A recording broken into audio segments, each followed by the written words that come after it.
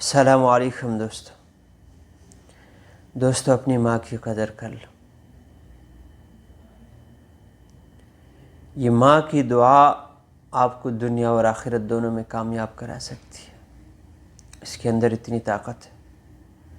موسیٰ علیہ السلام نے ایک دفعہ اللہ سے عرض کیا، اللہ میں جنت میں میرا ساتھی کون ہوگا؟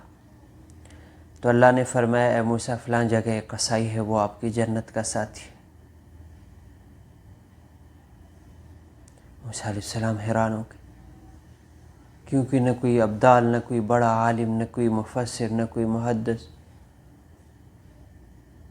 ایک قصائی، اور وہ بھی اللہ کے پیغمبر حضرت موسیٰ علیہ السلام جنت کا ساتھی۔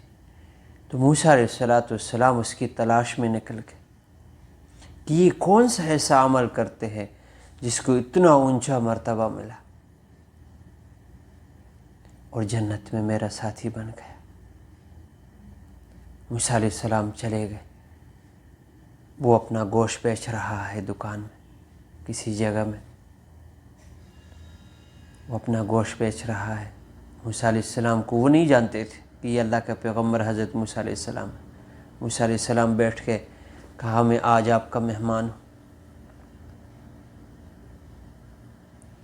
جب انہوں نے دکان بند کی، موسیٰ علیہ السلام بھی ساتھ چلے گئے۔ جب گھر پہنچ گئے تو اس قصائی نے دکان سے تھوڑا سا گوشت لے کر گھر میں جب چلے گئے تو پہلے اس گوشت کو پکایا، پھر اس کے بعد ایک کونے میں چلے گئے، ایک بڑھیا تھی، اس کو اٹھایا، اس کی خدمت کی، پھر اس کو وہ گوشت کھلایا۔ کھلانے کے بعد وہ اپنی آواز نہیں نکال سکتی تھی، کچھ منہ سے بڑبڑائی، جس الفاظ کو موسیٰ علیہ السلام نے سنے۔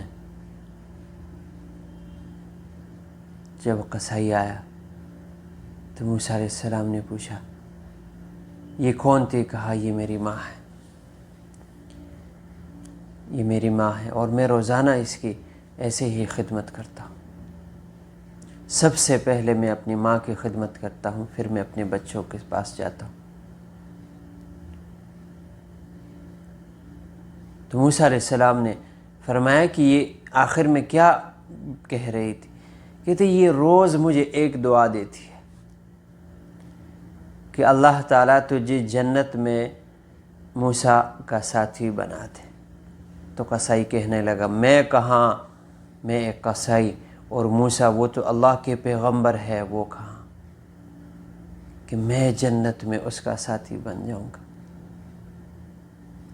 یہ ماں کی دعا کی برکت۔